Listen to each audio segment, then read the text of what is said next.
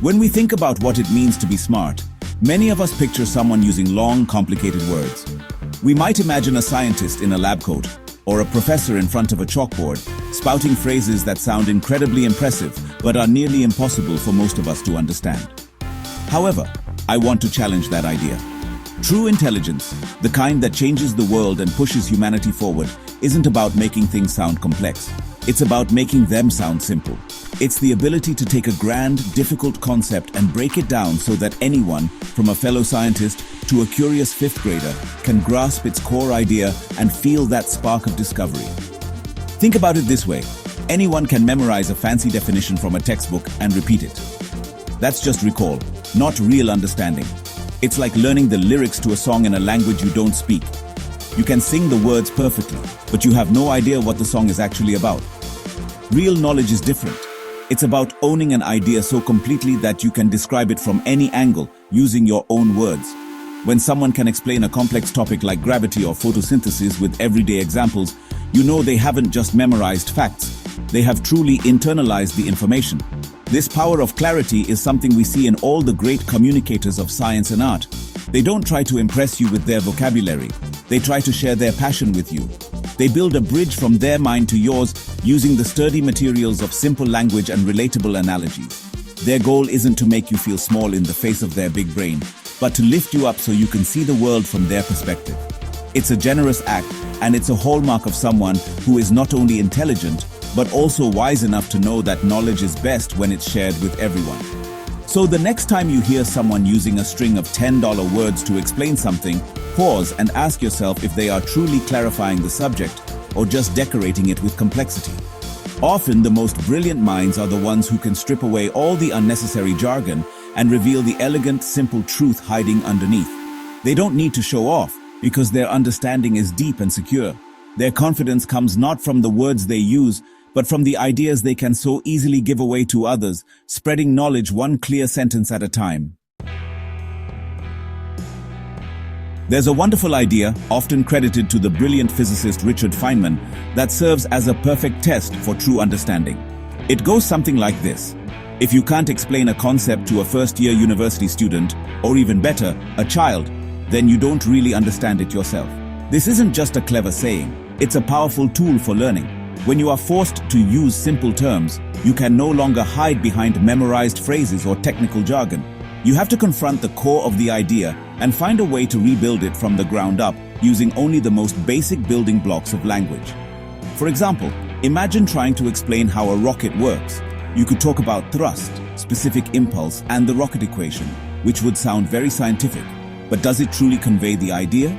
A clearer explanation might be, a rocket pushes hot gas out from its bottom really, really fast, because every action has an equal and opposite reaction. As the gas pushes down, the rocket gets pushed up. This simple explanation captures the fundamental principle of rocketry, Newton's third law of motion, in a way that is intuitive and easy to picture. It proves a deeper mastery than just listing technical terms. This method works for any subject. If you want to explain how the internet works, you could talk about TCP/IP protocols and packet switching, or you could say it's like sending a book through the mail one page at a time. Each page or packet of data is numbered and addressed. And even if they arrive out of order, the person on the other end can put them back together to read the full book. This analogy instantly makes a hidden, complex process feel manageable and understandable. True experts have a toolkit full of such analogies because they have spent time thinking about how to connect their knowledge to the everyday world. Ultimately, the Feynman test reveals that the process of simplifying is not for the benefit of the listener alone.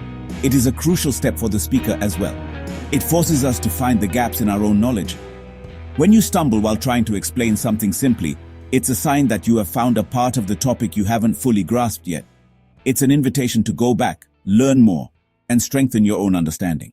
The ability to be clear, therefore, is not just a sign of intelligence. It is the very path to achieving it. While clarity builds bridges, complicated language often builds walls. When people rely heavily on jargon, acronyms, and overly academic phrasing, they are not always trying to be precise. Sometimes they are creating a kind of smokescreen to hide their own uncertainty or to establish a sense of superiority. It's a way of saying, I belong to an exclusive club, and you don't.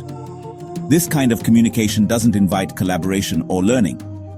Instead, it creates an environment where people are afraid to ask questions for fear of looking foolish, which is the absolute enemy of progress and discovery.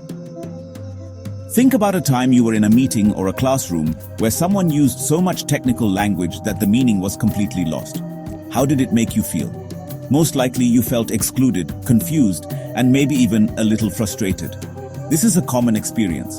When language is used as a barrier, it shuts down curiosity. Instead of leaning in and wanting to learn more, people lean back and disengage. The potential for a wonderful exchange of ideas withers because one person chose to be incomprehensible rather than inclusive. True progress happens when everyone feels empowered to contribute. This reliance on confusing language can be a defense mechanism. If you don't feel completely confident in your own understanding, it can be tempting to wrap your ideas in complex words. The hope is that others will be so intimidated by your vocabulary that they won't dare to challenge you or ask a tough question. It's a short-term strategy to avoid being exposed, but it prevents any real growth. It's like putting a fancy, ornate frame around an empty canvas. It might look impressive from a distance, but up close, there's nothing of substance to see. The danger is that this behavior can become a cultural norm in a company, an academic field, or any group.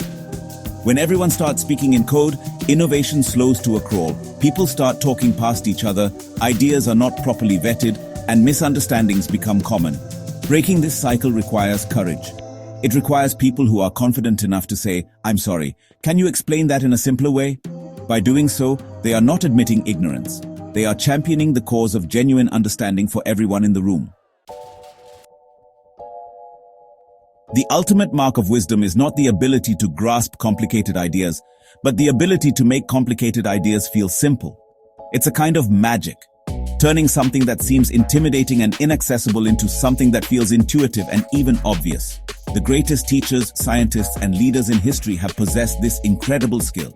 They didn't just have brilliant ideas, they knew how to package those ideas in a way that could ignite the imagination of millions.